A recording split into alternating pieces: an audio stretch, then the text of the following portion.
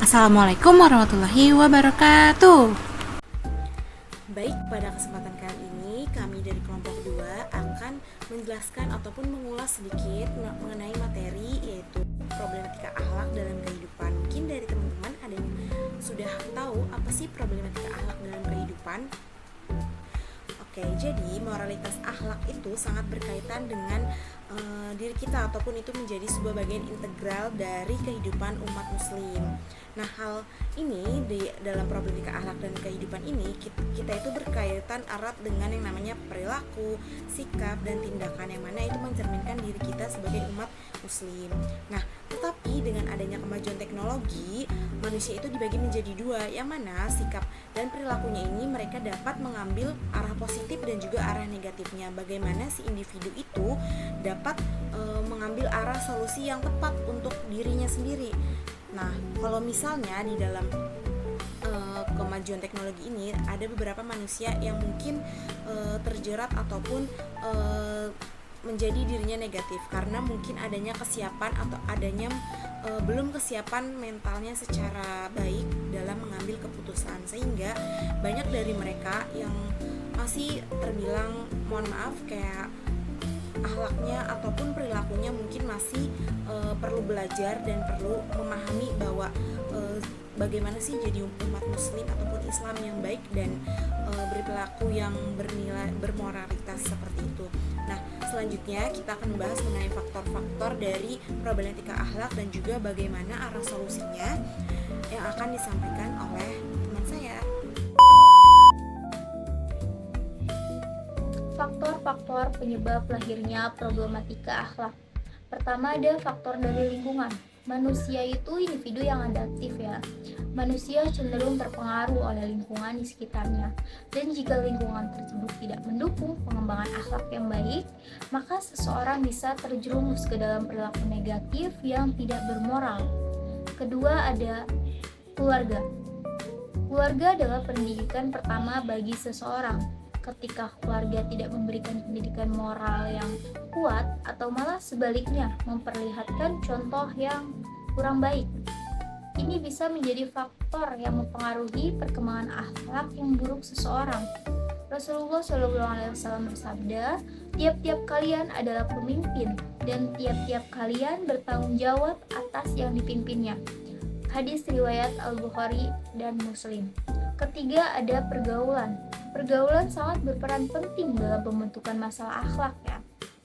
Ketika seseorang berinteraksi dengan orang-orang yang memiliki nilai dan prinsip yang merusak, mereka cenderung meniru perilaku tersebut. Al-Quran Surat Al-Asr 1-3 menegaskan juga pentingnya bergaul dengan orang-orang yang baik. Isinya demi masa, sesungguhnya manusia berada dalam kerugian, kecuali orang-orang yang beriman dan mengerjakan amal soleh dan menasehati supaya menaati kebenaran, dan menasehati supaya menetapi kesabaran. Keempat, ada alat komunikasi dan teknologi. Seperti halnya zaman sekarang itu HP, dari anak kecil hingga dewasa pasti sudah memilikinya. Maka dari itu, tidak menutup kemungkinan pasti mereka bermain media sosial. Kemudahan dalam mengakses informasi dan interaksi dengan orang-orang lain yang jauh dapat membawa dampak positif ataupun dampak negatif tergantung pada bagaimana teknologi tersebut digunakan.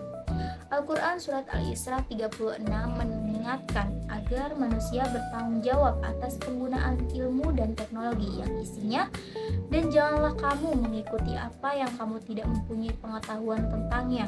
Sesungguhnya pendengaran, penglihatan, dan hati semuanya akan dimintai pertanggungjawabannya. Kelima, ada kurangnya iman. Ketika iman seseorang lemah, hal ini dapat mempengaruhi perilaku dan akhlaknya.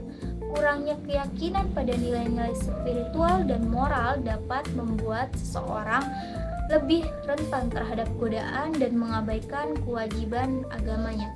Al-Quran Surat An-Nur 39 menegaskan pentingnya iman yang kuat dalam menjaga akhlak.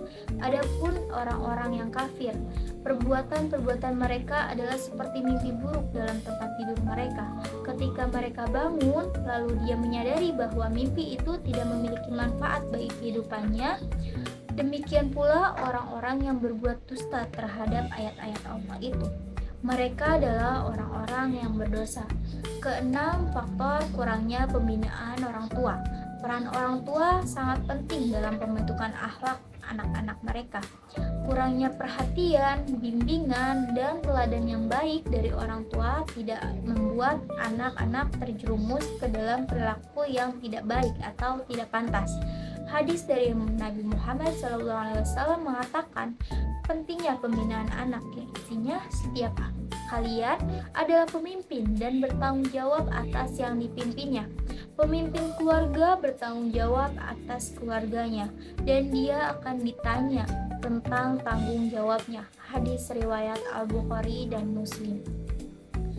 Faktor ketujuh ada arus budaya materialistik dan sekuleristik. Budaya yang menekankan pada materi dan kesenangan duniawi seringkali mengabaikan nilai-nilai agama dan moral. Hal ini dapat menyebabkan seseorang menjadi lebih mementingkan hal-hal yang bersangkut dunia dan mengabaikan akhlak yang baik. Al-Quran Surat Al-Hajj ayat 18-19 menegaskan pentingnya pengaruh oleh dunia semata. Wahai orang-orang yang beriman, bertakwalah kepada Allah dan hendaklah setiap jiwa memperlihatkan apa yang telah diperbuatnya untuk hari esok. Bertakwalah kepada Allah, sesungguhnya Allah Maha mengetahui apa yang kamu kerjakan, dan janganlah kamu menjadi seperti orang yang lupa akan Allah, sehingga dia menjadikan mereka lupa akan dirinya sendiri. Mereka itulah orang-orang yang fasik. Pembahasan selanjutnya yaitu tentang ikhtiar dalam mencari solusi ya. Menghadapi problematika akhlak dalam kehidupan bermasyarakat, kolaborasi dari semua pihak itu diperlukan, seperti pendidikan, pengembangan kesadarannya, serta komitmen untuk mempraktikkan nilai-nilai moral dalam kehidupan sehari-hari. Merupakan langkah penting menuju masyarakat yang lebih etis, adil, dan berempati. Dalam menghadapi tantangan tersebut, terdapat beberapa solusi praktis yang dapat membantu untuk membangun dan meningkatkan akhlak. Yang pertama, yaitu pendidikan akhlak sejak dini, seperti keagamaan, seperti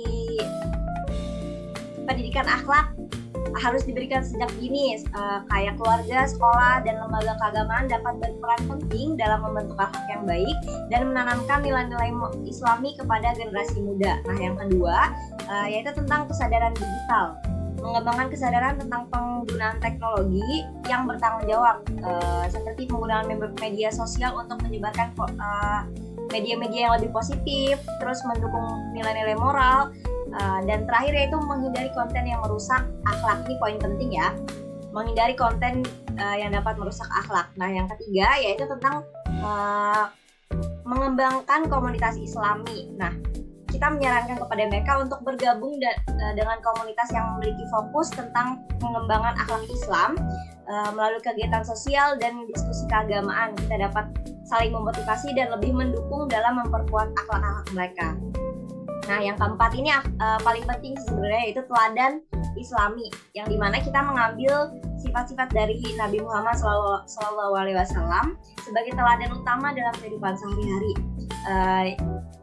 yang dimana kita memahami dan mengikuti ajaran-ajarannya yang mencerminkan akhlak yang sempurna.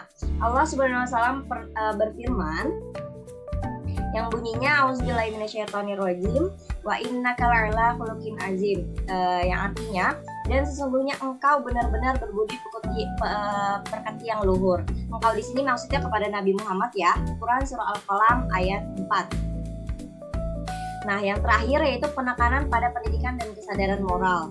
Di sini kita meningkatkan pendidikan dan kesadaran moral masyarakat, menggalakkan nilai-nilai moral seperti kejujuran, kasih sayang, dan toleransi sebagai bagian dari integral dari kehidupan kita. Nah, pengembangan akhlak Islami di era modern menghadapi berbagai tantangan yang signifikan. Solusi-solusi praktis tersebut yang sudah diuraikan di atas, kita dapat membangun dan meningkatkan akhlak Islami di tengah perubahan zaman yang terus berlangsung melalui pendidikan akhlak sejak dini, kesadaran digital, pengembangan komunitas Islami, teladan, dan yang terakhir tadi penekanan dan pendidikan tentang kesadaran moral itu sendiri ya. Kita dapat menjaga dan memperkuat akhlak yang baik dalam diri dan masyarakat sekitar. Dengan demikian, kita dapat menciptakan dunia lebih baik berdasarkan akhlak-akhlak dan nilai-nilai Islam. Seperti itu.